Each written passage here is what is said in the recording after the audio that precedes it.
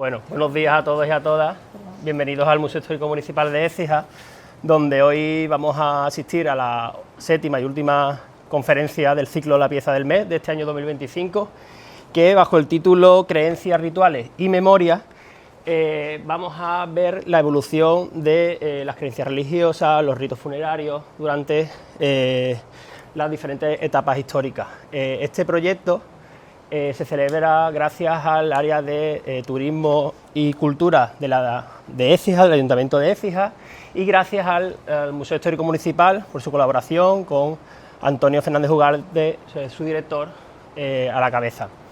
Las protagonistas de hoy son, los protagonistas son estos amuletos y este sarcófago de época romana, pertenecientes a una tumba infantil de la necrópolis occidental de la colonia Augusta Firma Astigui, y que nos van a permitir conocer el contexto arqueológico en el que aparecieron, y son unas piezas de las que van a hablar dos arqueólogas écijanas muy conocidas por todos, que fueron justamente las arqueólogas que excavaron en María Auxiliadora, que es donde aparecieron este sarcófago, en esta intervención, dirigidas por Ana y Cristina, que justamente son las cabezas visibles de Arquis-Nova, y que paso a presentaros, aunque bueno, presentaros a Ana y Cristina creo que es poco atrevido porque ya la conocéis de sobra, pero Ana y Cristina, Ana Santa Cruz, Cristina Cívico, son licenciadas en Historia, se licencian por la Universidad de Sevilla en el año 2008 y amplían su formación con máster, títulos en virtualización del patrimonio, máster en arqueología, y durante estos años, en plena crisis económica, entre el 2008 y 2012, intervienen en diferentes empresas de arqueología en diferentes comunidades, Extremadura, Huelva, Córdoba, Portugal también, fuera de España, y justamente en 2013 deciden crear un proyecto propio, por tanto ya llevamos 12 años llevan con este proyecto Arquis-Nova, en el que trabajan en 4 líneas fundamentales de trabajo. La primera es la arqueología profesional, ya llevan más de 50 direcciones en intervenciones en arqueología preventiva. Destacar algunas de ellas, pues bueno, justamente la de María Auxiliadora, tanto la que vamos a hablar hoy como la que ha dado fruto al conocimiento del circo, también en Osuna, con el Liguerón, Paredones.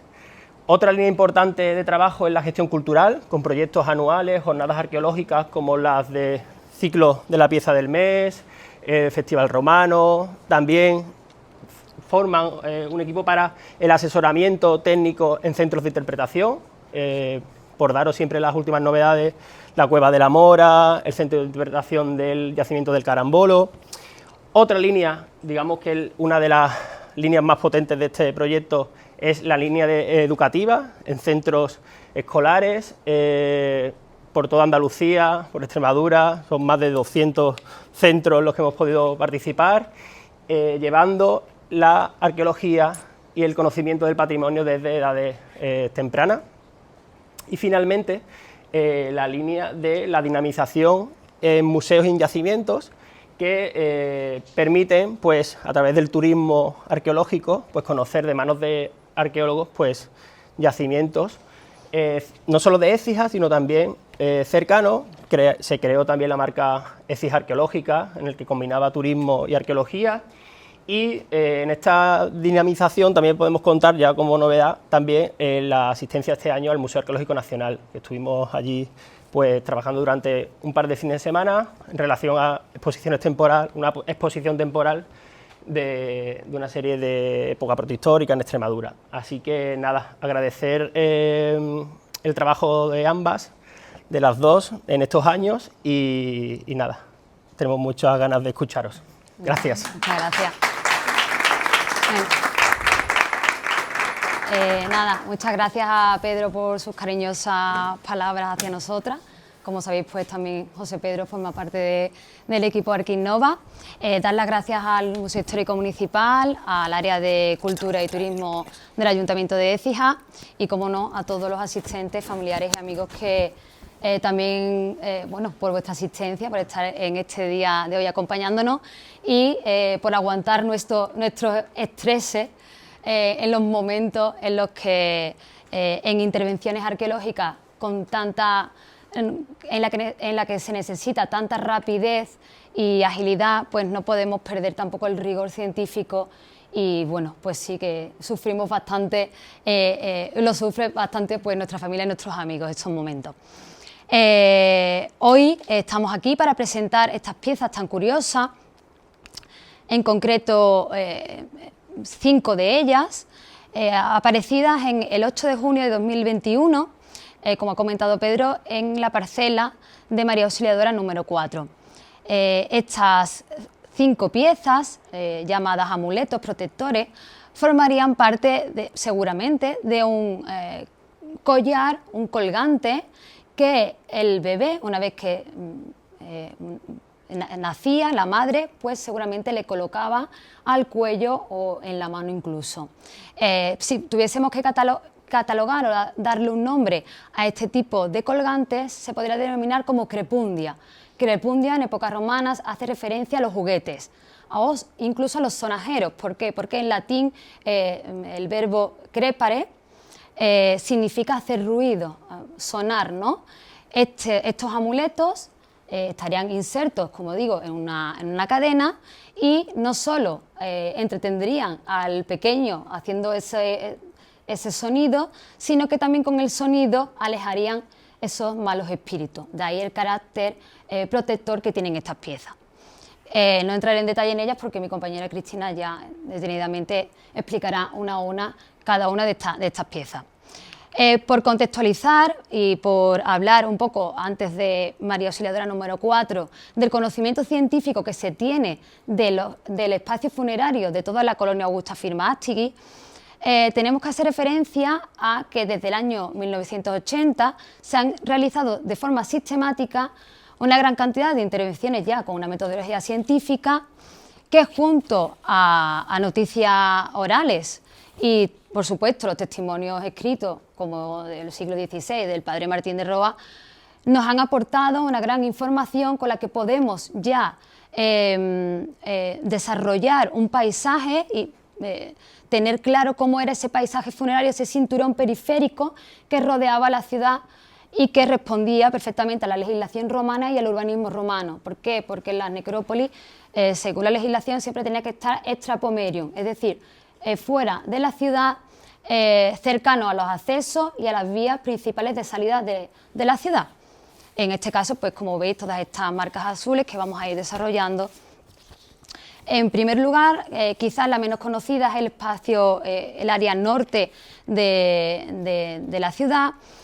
Se tienen algunas noticias, ya Collantes de Terán en los años 50 pudo documentar este sarcófago de plomo trapezoidal en las inmediaciones del humilladero de Nuestra Señora del Valle, y una tumba de inhumación de un adulto, como veis con estas tégulas doble vertiente formando una especie de tejado, que apareció en las inmediaciones de la calle de San Cristóbal, en la calle Jovan número 4.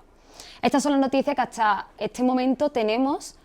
Fijaros que ya hace bastantes años de estas intervenciones, pero no se han documentado ningún otro tipo de tumbas en el área norte de la ciudad. Sí que es más conocido el área sur, en dirección, el área norte sería la salida hacia Emerita Augusta, el área sur sería la dirección en dirección de la ciudad hacia Urso, hacia Osuna. Sí que se conoce por intervenciones arqueológicas más desarrolladas este área, gracias, por ejemplo, a las excavaciones realizadas en Cristo de Confalón y en la Victoria número 13, donde aparecen también sarcófagos de plomo donde se enterraron 2 adultos.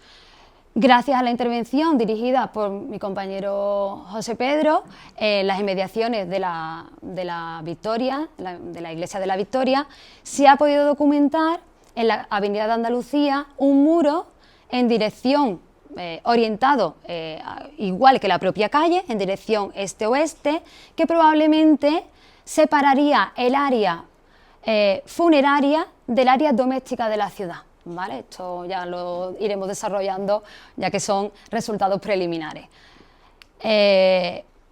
El área, la necrópolis oriental, tampoco es conocida por sus resultados arqueológicos, sino por estos hallazgos casuales que ya también el propio Collantes de Terán, en los años 50, documenta o recoge estas placas rectangulares, estas estelas rectangulares, y sobre todo es característico de esta zona las estelas de cabecera semicircular.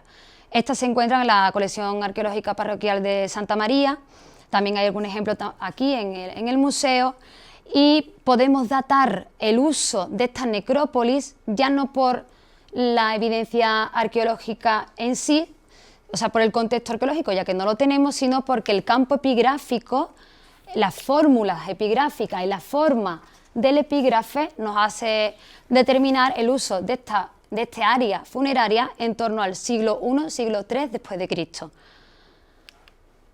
El área que nos ocupa la ponencia del día de hoy sería el área occidental de la colonia, muy bien conocido por las intervenciones que se realizan en la Algodonera, en la fase 1 y fase 2, y en la calle Bellido número 18. En total, sumando estas dos intervenciones arqueológicas, aproximadamente se documentan unas 200 tumbas. Es decir, ya la información con la que podemos contar es muy amplia y se determina pues, un uso de este espacio desde finales del siglo I a.C. al siglo III, con rituales múltiples, entre ellos principalmente la cremación y la inhumación. Algunos muy curiosos, en este caso pues, también relacionados con los enterramientos infantiles, como veis aquí, enterrado el pequeño en una ánfora de tipo Beltrán 2B. Si tuviésemos que imaginar, ¿no? Ya prácticamente no tenemos que imaginarnos cómo era la ciudad, porque gracias a aplicaciones virtuales como Virtime Place, que os la podéis descargar desde la página de turismo, ya que es una aplicación de descarga libre, se puede ver cómo era la propia colonia y cómo esas 4 áreas estarían situadas, como hemos dicho, a lo largo en las salidas de los 4 accesos principales a la ciudad, y como el área occidental estaría estaría limitado tanto por el anfiteatro como por el circo. Evidentemente, fuera, como veis aquí, en el área occidental, fuera de la muralla, se ha documentado en el entorno de Puerta Cerrada, calle Avendaño, una zona residencial extramuros, también relacionada pues, con un uso industrial o artesanal, una función de este tipo. Centrándonos ya de lleno en la parcela que hoy nos ocupa la conferencia, tenemos la intervención en María Auxiliadora número 4, que responde a un expediente de nueva construcción. Esta nueva edificación, con un garaje de más de 4 metros de cota, fue lo que nos permitió el poder documentar y llegar a esos niveles romanos. Si no hubiésemos quedado en una losa de hormigón de 0,90, probablemente no nos hubiésemos tocado prácticamente nada, porque los niveles estaban mucho más profundos. Fueron 650 metros cuadrados en lo que tuvimos la oportunidad pues, de documentar estas estructuras, este parcelario, que bueno, se va desvirtuando un poco aquí, como veis, se va estrechando, porque a partir del siglo III, siglo IV, va perdiendo su función y va cayendo en desuso el uso funerario de este espacio. Nos llama mucho la atención, ya nos llamó en su momento, cómo hay una zona, una llanura aquí que no tiene ningún tipo de resto arqueológico y que está limitada por una canalización de drenaje que recogería esas aguas que hoy en día vienen del Barrero y que se pudo documentar también en la parcela contigua, en la número 35 de la calle del Carmen. Un total de casi 30 metros de canalización pues, que fueron documentados. Esta vista aérea ha sido realizada por Rafael Arévalo, arquitecto técnico, y bueno, pues nos permite poder distribuir, poder tener una visión del urbanismo mucho mejor, de cómo esos espacios pues, se distribuían.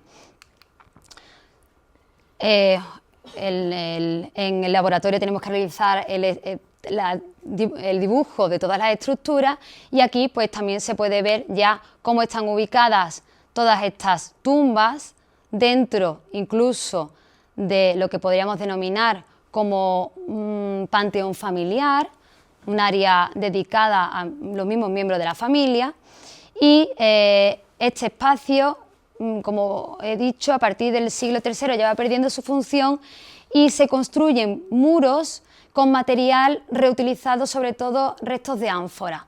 Esto también ha sido documentado por Inmaculada Carrasco y Carmen Romero en otras intervenciones, en otras localizaciones de la ciudad, como digo, en el entorno de Puerta Cerrada.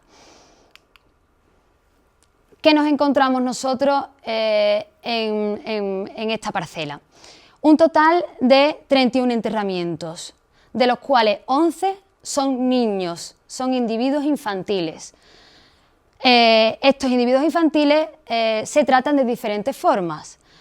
Como vemos en la tumba número 12, este individuo de máximo 1 mes y medio está depositado en una fosa directamente sobre el nivel natural del terreno y cubierto por una teja, una tégula plana. En el caso del individuo número 18, pues simplemente está enterrado en una fosa, pero ni siquiera tenía cubierta, estaba tapado con la propia tierra. La tumba 16, pues sí que tiene una mayor entidad. ¿Por qué? Porque este niño, no sabemos el sexo, el estudio antropológico es muy complicado poder determinar el sexo del individuo, incluso también las propias edades, tendría entre 33 y semanas de gestación y fue enterrado, cubierto por esta tégula que hemos visto, estas tégulas a doble vertiente y acompañado de enterramientos en urnas cerámicas de cremación, por lo que entendemos que se trataría de un panteón familiar, ya que son diferentes individuos enterrados en un mismo espacio. Pasamos de la inhumación, que son esos 3 junto al individuo de la tumba número 29, a el ritual de la cremación. La cremación podría ser primaria, es decir, cuando el individuo es cremado, incinerado en el mismo lugar que es enterrado, no se mueven los huesos, y secundaria, se incinera en un espacio diferente al que luego es enterrado. Estos restos podrían ser lavados incluso y depositados en las urnas cerámicas en fosa o bien bajo la cubierta de tégulas, que es el caso de los individuos infantiles que veis aquí. Algunos acompañados de otro adulto, en este caso una mujer, que sí lo tenemos identificado, la tumba 26 también acompañado de otro adulto y la tumba 10 era habitual pues poder enterrarse con algún joven o algún miembro de la familia. En el caso de la tumba número 2, como veis, sí que el ustrinum, el lugar donde fue incinerado, estaba cercano a la fosa en la que luego se depositaron los restos, es decir, fue cremado y los propios restos fueron recogidos y depositados justo al lado, ¿vale? Esto no lo encontramos, por ejemplo, en este tipo de fosas, donde el ustrinum pues, no ha podido ser identificado. Como contenedores excepcionales, y en el caso de la tumba 29 así lo es, tenemos que destacar este tipo de enterramiento, el enterramiento en urnas de plomo. La urna de la tumba número 23 es una urna cilíndrica con un gancho bastante curioso, una urna sellada y que en el interior aparece un individuo infantil de unos 10 años de edad.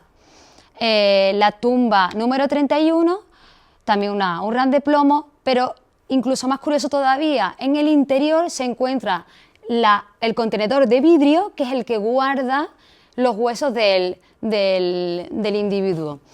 Esta tumba también quizá una de las más monumentales porque se encontraba depositada en el interior de una cista de ladrillo, de una caja de ladrillos, y acompañada también de 3 jarras depositadas a posteriori de la cremación, y, o sea, con un carácter ritual bastante potente.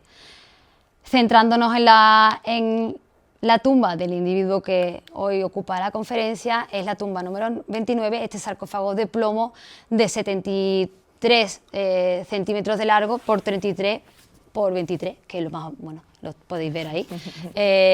Apareció en la última fase de la excavación ya in extremis, en el momento en el que estábamos haciendo los bataches, y bueno, pues lo podemos recuperar, y estaba enterrado en una fosa, y la verdad es que fue una sorpresa porque pensábamos que ya habíamos documentado todas las tumbas, y apareció la tumba número 29, que mi compañera pasó a que termine la explicación. Gracias.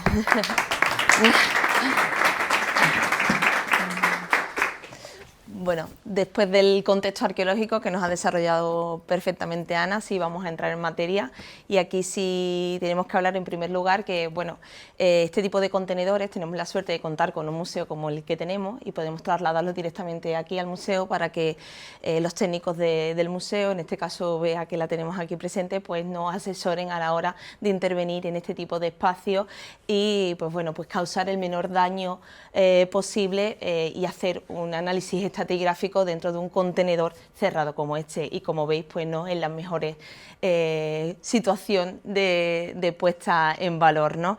Se encontraba muy aplastado, en este caso pues se trasladó literalmente con gran esfuerzo desde técnicos del museo y con la directora de la intervención, en este caso Ana, hasta el museo, y aquí se intervino directamente. Pues bien, aquí podéis ver una imagen de cómo fuimos literalmente muy despacio para ver exactamente qué es lo que podíamos encontrar. En un primer momento no teníamos constancia de que podíamos encontrar pues lo que a posteriori pues salió como parte de ese ritual funerario, ¿no? Y en este caso sí que podemos determinar incluso no solo las piezas en sí, sino su localización original. Con mucho cuidado pudimos localizar en un primer momento esta pieza de pasta vitria, que después analizaremos, y en este caso a los pies del individuo vamos a documentar también parte de ese ajuar funerario, muy interesante también porque nos va a describir después qué tipo de ritual se realizó en este caso. Podéis ver una lucerna de Drexel 11 con una imagen que es bastante asidua, no solo en la colonia Augusta Firma, sino en gran parte del Imperio Romano, como es, no sé si la identificáis bien, en este caso, ¿sabéis de qué escena mitológica se trata? Bueno, es Leda y el cisne. Como podéis ver, así a priori nos puede chocar un poco porque se trata de una escena no solo erótica, sino también sexual, y en un contexto funerario infantil, pues sí que nos chocaría. Pero no se trata solo de una imagen como tal, sino, bueno, estaba muy interiorizada dentro del colectivo ciudadano de la colonia y del mundo romano, y bueno, pues como sabéis, no solo se representa en este tipo de objetos, sino también en mosaicos, en pinturas realizadas en estuco, y era muy común en este momento. No solo vamos a encontrar a Drexel 20, vamos a encontrar estas figuras de pasta vitria que son las protagonistas de esta ponencia, sino también una caja de madera que ahora la podemos ver más adelante a los pies del individuo. Bueno, la doctora Sonia Robles, que fue la técnico-antropóloga dedicada al estudio de estos restos óseos, pues documentó en 157 restos óseos que pudimos extraer de este sarcófago, pues que se trataba de un individuo infantil de entre 1 y 2 años, masculino, o sea, de sexo masculino, y a pesar de no corroborar las causas de la muerte prematura de este individuo, sí que se pudo apreciar, según nos hablaba la especialista, de una especie de estrés fisiológico en los huesos, pues derivado quizás de la escasez de nutrición o alguna infección que probablemente le llevara a esta muerte prematura. Como decía, pudimos bien analizar este ritual funerario con la lucerna a los pies, y si veis aquí los restos de madera, mal conservados, porque no es muy común en estos espacios que se conserven este tipo de elementos, pero que sí pues estaría también como parte de ese ajuar funerario a los pies del individuo, un individuo que se encontraría inhumado y en posición de cúbito supino, es decir, boca arriba, con todo su ajuar funerario pues bien y de forma bastante cuidada en su posición. Si la lucerna y la caja se encontraban a los pies de la tumba, en este caso las piezas protagonistas de Pasta Vitia estarían en torno al cuello, por lo que sí podemos determinar, aparte después de su posterior estudio, que se encontrarían pues colgados en el cuello de este niño, ¿no? ¿De qué se trata el ritual o cómo se lleva a cabo el ritual funerario en época romana y en concreto de los niños? Pues bueno, es muy curioso porque existe una legislación, la Ley Numa, que nos va a hablar precisamente de todas esas leyes, en este caso dedicadas al enterramiento de infantes. Por ejemplo, y de forma curiosa, los niños que fallecen entre 0 y 7 meses nunca van a ser cremados porque al no tener dientes, cualquier resto cremado va a desaparecer. Evidentemente esos restos no van a perpetuarse y por lo tanto no van a ser cremados sino inhumados. Y en muchas ocasiones inhumados incluso, bueno, en muchas ocasiones no, es incierto, en algunas ocasiones van a estar incluso en el interior de las propias viviendas, aunque por ley estuviese prohibido, como he comentado anteriormente, todos los enterramientos iban a estar extramuros, pero en algunos casos sí que se han encontrado y se han documentado enterramientos infantiles en el interior de las propias casas. A partir de los 7 meses, reconocidos por el pater familia, estos individuos sí podían ser incinerados o cremados y algo muy curioso también es que el luto de estos infantes a partir de los 3 años iba a ser proporcional a la edad con la que habían fallecido, ¿no? Entonces, bueno, sí que está muy estipulado y rigurosamente reglado. Sin embargo, bueno, al final, como en todos los tiempos y con todas las leyes, y en este caso, pues leyes que trascienden a la emoción, ¿no? Porque se trata de una muerte prematura, pues al final, pues en el ámbito familiar, pues bueno, se recurrían a diferentes, no se reglaba como tal, ¿no? Se dejaba un poco a la virtud de la familia. El funus o el conjunto de ceremonias que se van a celebrar, pues es bien sabido después de la trayectoria que llevamos realizadas en estas conferencias y en otras que también le destinamos al mundo funerario, pues se trata pues de hacer el lavado del cadáver, en este caso la madre en el mundo infantil sería la dedicada de hacer el lavado del cadáver y de darle con ungüentos y con perfumes en el momento en el que estaba en casa y después pues había un protocolo de ceremonia hasta llegar al lugar donde sería enterrado. Los individuos infantiles van a tener pues diferentes rituales funerarios, en este caso por ejemplo, como ya ha mostrado Ana, incluso en un enterramiento de la propia ciudad romana de Écija, pues en este caso pues en una ánfora, pero también pues podemos encontrarlos cremados en una funeraria de plomo, en una de cerámica, incluso pues en este caso pues en este sarcófago de plomo. Y ahora sí, entrando en la materia de los propios colgantes, tenemos que decir que los colgantes como tal no solamente tenían una importancia a nivel de protección, ¿no? O apotropaica, en este caso pues también reflejaban el poder de la familia o la riqueza de la familia. Es cierto que desde que nacían a un niño se le iba a ataviar de este tipo de colgantes. Muy común encontrar no solo higas, falos, de los que después hablamos, cuentas oculadas como la que tenemos aquí, sino incluso también vamos a encontrar lúnulas o podemos encontrar otra serie de colgantes que iban a proteger a ese niño, pero también era parte como de prestigio social de la propia familia, por lo tanto no podemos separar ese nivel de protección o esa característica protectora de las propias piezas, sino también pues relacionadas con la expresión de la riqueza o la falta de riqueza, en otros casos pues de la propia familia, ¿no? En este caso, hablando de paralelos, existen muchos casos de paralelos de algunas de las piezas, pero en concreto en este caso, en esta pieza masculina, que lo sabemos precisamente porque está barbada, sí que no hemos encontrado paralelo prácticamente en ninguno de los casos. Amuletos de pasta vitria vamos a encontrar en la Bética, desde Córdoba, Itálica, Carmona. Vamos a encontrar este tipo de amuletos de pasta vitria relacionadas con enterramientos infantiles, incluso fuera de la Bética, también en Mérida o en Cartagena. Aquí tenemos un espectacular tesoro, el llamado tesoro de la hechicera, documentado en la Casa del Jardín en Pompeya. Probablemente estaría en el interior de una caja que desapareció y apenas quedaban las bisagras de bronce de esta caja, y fue totalmente sepultada, ya saben, por el Vesubio en el año 79 después de Cristo. Como ven, más de 100 piezas, y en este caso sí podemos documentar una imagen muy similar a la que tenemos aquí.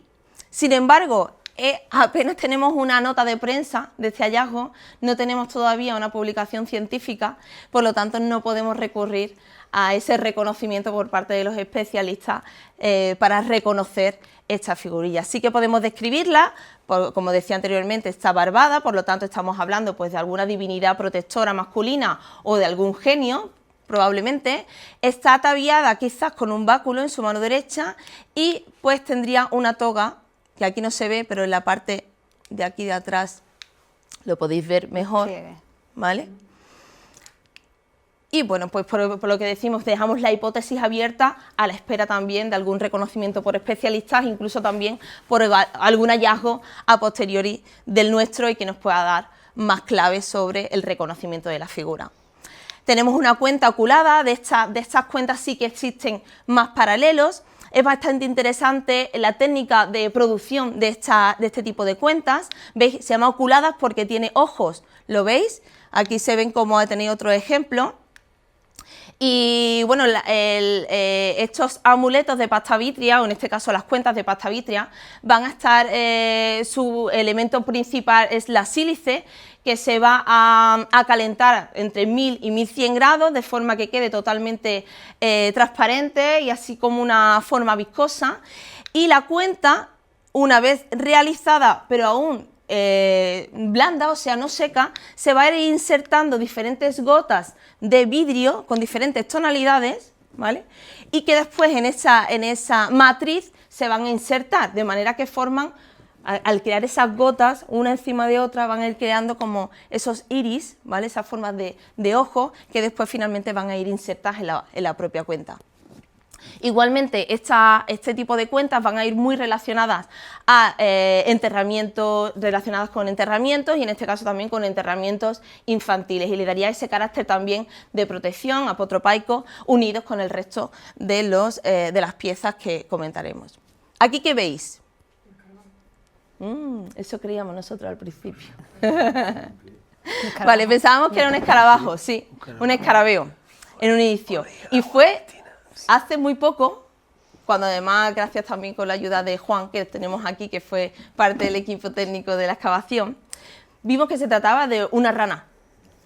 Mira, si os fijáis, tenemos un cuerpo ovulado, bueno, se está viendo desde arriba, ¿vale? La visión desde arriba de la rana.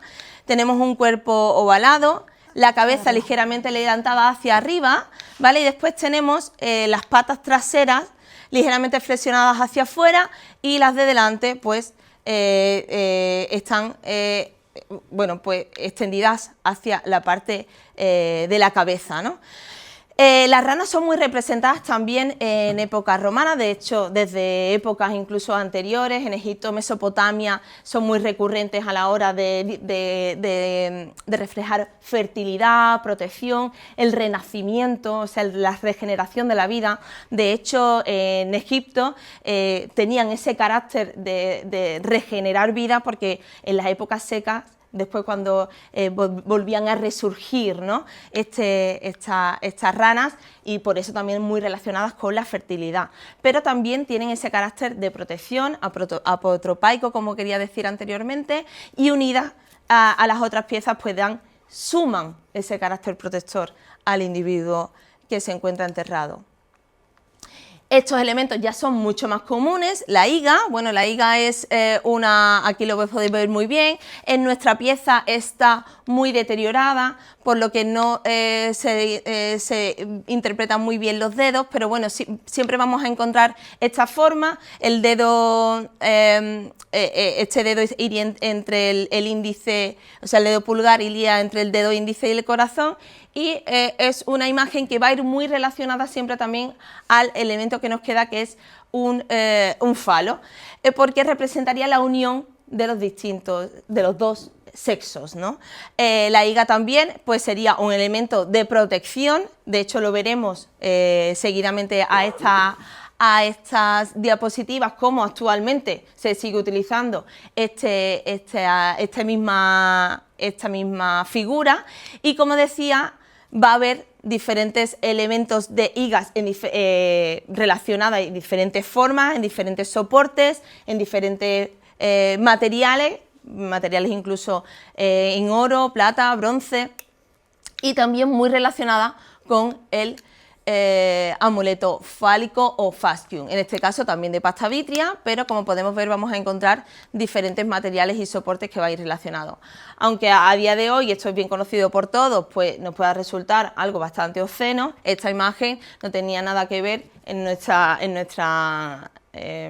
visión con la visión en época romana. Era una imagen relacionada también con la fertilidad, pero fundamentalmente para ahuyentar la fascinatio o el mal de ojo. ¿Por qué? Porque si el mal de ojo estaba relacionado también con la esterilidad, pues al final la representación del falo pues va a crear fertilidad, y al final también pues se relacionan esos dos términos para ahuyentar el mal de ojo. Unido, como digo, a todas las piezas, pues vamos a tener un nivel de protección muy amplio para este individuo. Y dejando de lado estas piezas tan solo un momento, vamos a hablar de otros elementos que a priori no parecen ser relacionados con el mundo de la protección, pero que sí están relacionadas. En un primer momento pues tenemos aquí unos clavos, bueno, unos clavos que pueden ser de bronce, de hierro. El metal va a estar muy relacionado también con el ritual funerario, porque van a tener en sí un carácter protector. Y los clavos, aunque a priori podríamos pensar que forman parte, que podría ser también de un sarcófago de madera y que se ha perdido y apenas nos quedan los clavos, pero sí que hemos encontrado clavos que no tenían contexto, en este caso en relación con un sarcófago de madera o con cualquier otro tipo de contenedor, ¿no? Sirven para fijar la tumba, para fijar el ritual. Entonces son elementos rituales también. De hecho, este conocimiento lo tenemos desde hace relativamente poco tiempo, según diferentes estudios, y en este caso, como digo, perpetúan la tumba al sitio y perpetúan el ritual funerario. De este modo nadie podría pues eliminar esa creencia o separar al individuo de ese momento en el que se ha depositado todo ese conjunto de piezas para su protección y para su viaje al más allá. Sin embargo, tenemos que distinguir las piezas protectoras de las que son piezas que van a tener una función vital en el ritual funerario y en el tránsito hacia la otra vida. Saben ustedes que las monedas van a ir relacionadas con ese tránsito del alma, porque van a ser el pago a Caronte para el paso por la laguna Estigia, y sin estas monedas pues no podrían realizar ese viaje y el alma estaría pues perdida durante toda la eternidad, ¿no? A estas monedas podemos sumar, por su simbología, pues precisamente la lucerna, documentada como parte del ritual y ajuar funerario de nuestra tumba. Y es que la lucerna sería también parte de un objeto que daría acompañamiento al difunto en ese tránsito hacia la otra vida, porque le iluminaría hacia pues la vida eterna, ¿no? Y ya para finalizar, mostramos, por ejemplo, diferentes ajuares funerarios relacionados con individuos infantiles. En este caso se otorga a una niña.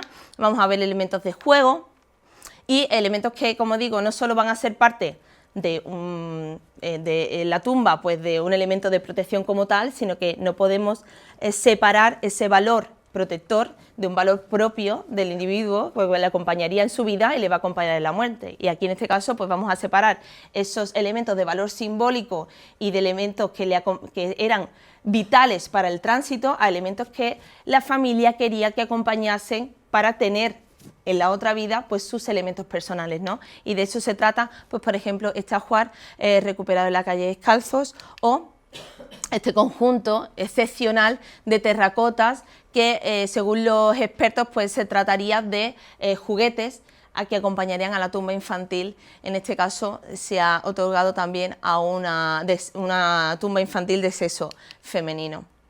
Y aquí sí, bueno, pues por finalizar, veis cómo a día de hoy podemos tener también elementos que van a proteger a nuestros niños, que se colocan en los propios carritos, ¿no?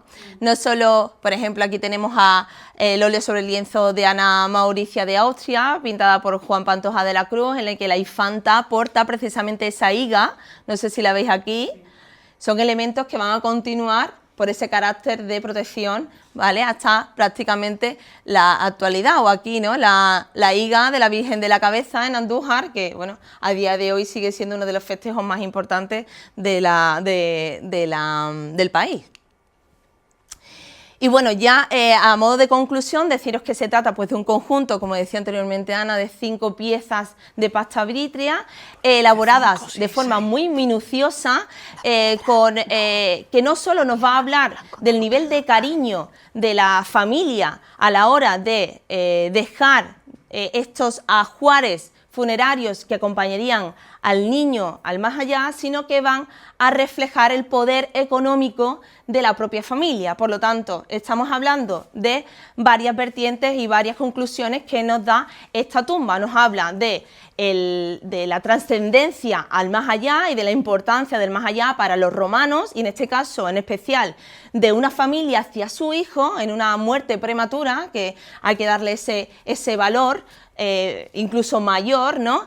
Estamos hablando de un poder económico importante de la familia, puesto que hemos visto diferentes tumbas que nos ha mostrado Ana, pues que algunas eran directamente una fosa y el niño enterrado en el suelo. No tiene nada, quizá, probablemente, o queremos pensar que se trata precisamente porque el poder económico de la familia no les permitía hacer este tipo de rituales, y como digo, no podemos desvincular el nivel protector de estos amuletos con el nivel o lo que nos hablan estos amuletos de el poder adquisitivo de una sociedad romana que vivía en la colonia Augusta Firma, en nuestra ciudad romana de Écija. Y ya para finalizar, no queremos dejar pasar agradecer a todo el equipo que nos ha ayudado. Bueno, aquí no aparece Bea, pero también ha estado con nosotros. Ha estado también Sonia Robles, nuestra topóloga física. Y bueno, como decía Ana, son intervenciones preciosas, aunque también se sufre muchísimo. Gracias también a los promotores por ayudarnos y colaborar siempre